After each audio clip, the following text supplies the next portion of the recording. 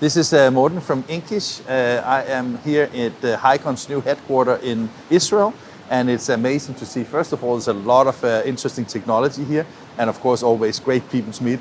Arnon, Nice to see you, Morten. good to see you. I guess this is your baby, right? Yep, this is And you're getting ready for Drupa, absolutely and busy. very busy.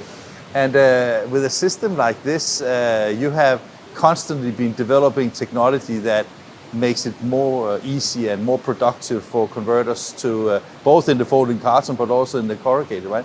What is new about this system? So in a nutshell, the Beam 3 boasts 50% productivity enhancement relative to the Beam 2. To put it in numbers, we can say that this system can run on average 10 jobs of 1,000 sheets per shift.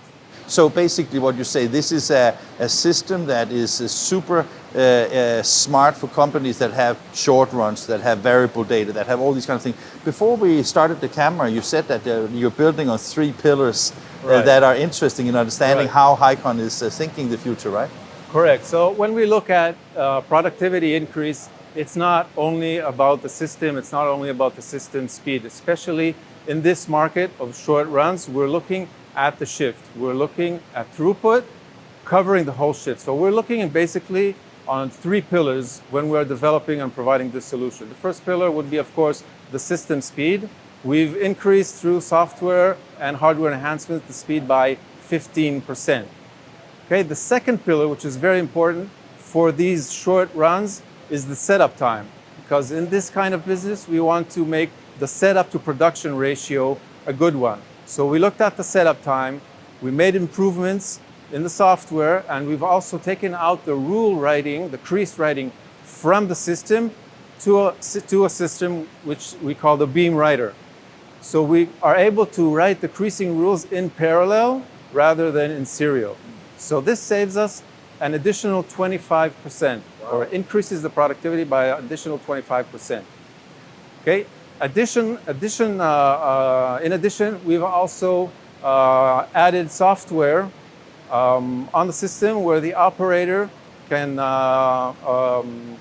fix mistakes while he's on the system without going back to the pre-press or the designer. We've also added a smart software that the input would be the job details, the substrate size, type, grammage, and it will predict the setup. So we took a big chunk of the setup of the system, which takes time and complexity.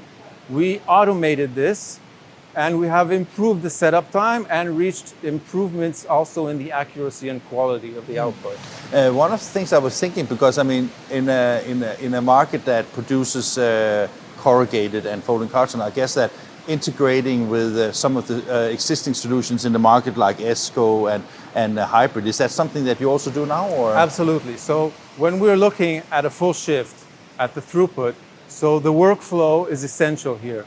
And I think it might be different than what most converters are used to, because when we're looking at a workflow for short run production, it's very fast, it's very intensive, and there's little room for mistakes. So we're putting our investments and our research into this, and we've partnered with industry leaders like ESCO Phoenix and hybrid software, and we've added capabilities for integrating to third party. So it's very important for us to allow further automation, for example, automated nicks and automated strip lines that are done through the pre-press process while the job is reaching the machine. Shouldn't we take a walkthrough of the machine so I can learn a little bit from you? Sure, absolutely. Really? Let's go and see, right? So this is the beam writer. This is a new system, and it's basically the Dart, which is the proprietary technology of Highcon, where we write the creasing rules. The layout file, the die line, is uploaded into this system. And this is where we are doing the writing. It's similar to 3D printing. We're extruding a photopolymer, which are the crease rules, and then curing them by UV. It's funny because I was about to say 3D printing, because it is a 3D printing process, right? It's actually a 3D printing process. It's developed by Highcon, and it's very sophisticated, because if you think, okay, crease rules, okay, but there's a lot of variety of substrate types in the industry, okay, grammages, thicknesses. So not every crease rule will be sufficient for all. So we also have a very, let's say, specific capability for configuring the rule heights. So according to the substrate type I have, I can make the rules higher, lower, according to the grain direction, across grain direction, and it's all done through the software in a matter of minutes. I can't help think about, because I mean, when Highcon years ago started going into digital finishing with lasers, I mean, you had to break down a folding a packaging product into all the tiny little segments, because I mean, having the ideas of making a 3D printed dart is fantastic. Figuring out how you can make sure that the lasers are accurate. I mean, it's been a lot of R&D, right? This is exactly one of the most exciting things for me working at Highcon, because it's truly a multidisciplinary technology company. Yeah. We have the chemist group, chemist development for the chemistry of the crease rules. We're also manufacturing this in-house. We have the lasers and the optics and the scanners and the controlling of all of this, and the software that surrounds all of this. And we have the integrated stripping area. So this is very fascinating system to work. Just move a little bit back, because you said that you could do things. I mean, obviously the sheets are printed, right? So right now we get the die information from, and the folding information and everything we need to know. So here on the beam rider, basically what you see here is that you said that the colors on the design represents different types of things that you need on the dart, right? Exactly. So basically what we see here, this is a layout, okay, with the imposed die line. In this case, the red lines would be the laser cutting, and the blue and green lines are the crease rules. And the blue and green lines are what the dart system are writing on the foil. And this is, I mean, if you were like in an analog world, this is what you would have done with small knives and a lot of tooling and a lot of preparation setting up the form, right? Yeah. On the analog, where this could take hours to days, it takes us 10 minutes automatically, no tooling, no need to be a professional with experience.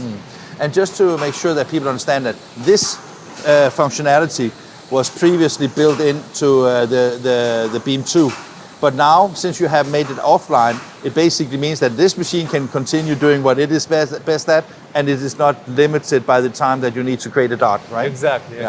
So that's part of the productivity gain, right? Exactly. Okay, so here we have the beam, and that is, I mean, you already told a lot about the fantastic improvements you've done.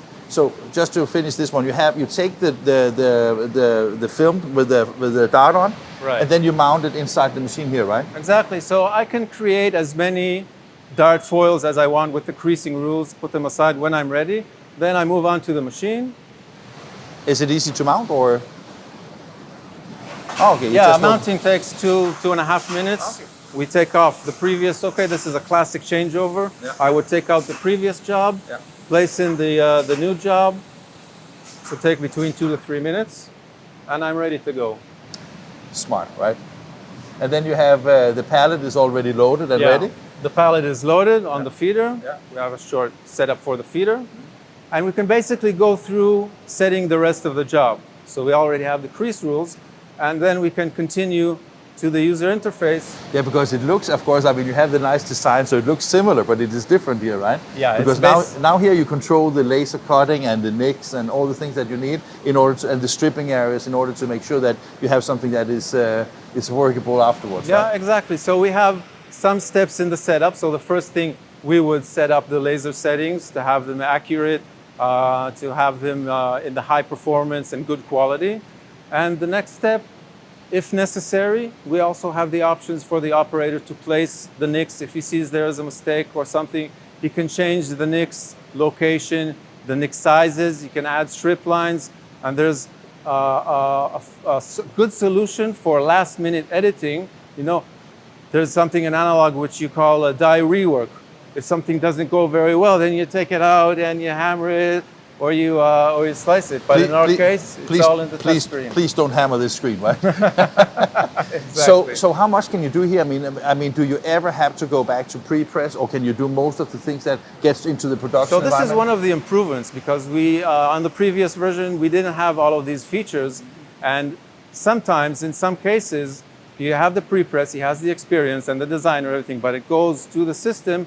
You might need some fixing to do. Maybe the nicks need to be larger. Maybe there are too many nicks, something like this. And you can set that on. So on we here on had the to screen. go back to the designer and the pre-press to do this, and we would have these iterations. But now the operator, who knows exactly what he needs, he can do this on the system. Plus, you said that the system was also smarter of identifying itself where you need things. Exactly. Right? So there's a bulk inside the setup process where we need to perform some iterations, okay, to match, to get the best quality and accuracy. And it's because you have many subsystems that are handing over the paper and everything. So what we've done, we've developed a very sophisticated software where we input the substrate size, the type, the thickness, the grammage, the density of the crease rules, and it will automatically set up the settings that will give the best results. I mean, so the crease rules are basically now, and everything is set up, so basically the two systems talk together to make sure that you have something that is production ready. And what I was mentioning, we took this bulk, which was also time consuming and also complex. We took this out, automated it, so now it's even easier to use this system. I was thinking, now with the Beam 3, can you get the Beam 3 where you have the dart built in still, or you need to have the beam rider always when you buy a Beam 3? We have the option, the beam rider is as an option. Okay, you can start off with only the Beam 3, and later on you can add the beam rider as an option. The reason I'm asking is because I've seen some press releases that you actually have many customers that have more than one machine. Right. And I take that it's a huge advantage for them, because now you have a machine that can work more efficiently and basically have a lot of time on the beam rider to just create darts, basically. Exactly. Right? So when you're in a Creates darts for the multiple rest of the setup, it machine. is even Exactly. smarter, right? That's the idea. We're thinking big. We're thinking about mainstreaming this market of short-run packaging. I guess it's totally fair to say that you want to sell as many as possible, right? Absolutely, Of course. and I think we will. You will, yeah, definitely. Let's take a look inside the machine. You said there were some hardware improvements. It's still a laser that is running it, of course, right? Yeah, it's still the lasers. We made quite a few hardware improvements. You know, after analyzing the customers, the quality, everything that we saw in our installed base, we saw that we can make improvements in order to make the handling system more accurate. Okay, and then we have an overlay of software that finishes like the last mile, that brings the whole system to the exact quality results that we like. And that leaves us, now we get to the stripping, and that is the inside stripping, right? Exactly. Yeah. So we basically, you know, Highcon took the analog die cutting process and we split it, like you mentioned before. So we took the creasing on one station, Atoms, right? Yeah. laser, and we also eliminated the need for stripping tools. And we have this internally, a stripping system that removes all the internal bits and pieces that remain. So the output is basically the products with a surrounding blank. And the surrounded blanks, that where we basically say that you have blanking lines that can Stripping be lines, stripping yeah, lines that can exactly. be added to it. And that is basically when you have the delivery system. Now we're going to see the sheet that has been Right. Yeah. So now that is ready for. So you just explain. So these fine insides, they have been stripped inside. They have the machine. been removed. Yeah. Okay, no stripping tools, no cost or time for creating the stripping tools. These were removed internally. Yeah. And just look at how fine the creasing lines, because I think that sometimes that converters have been a little bit, let's say, are the dart good enough, right? But it is actually They're very fussy. good. It's very good. Our customers are running these their products through folder gluers.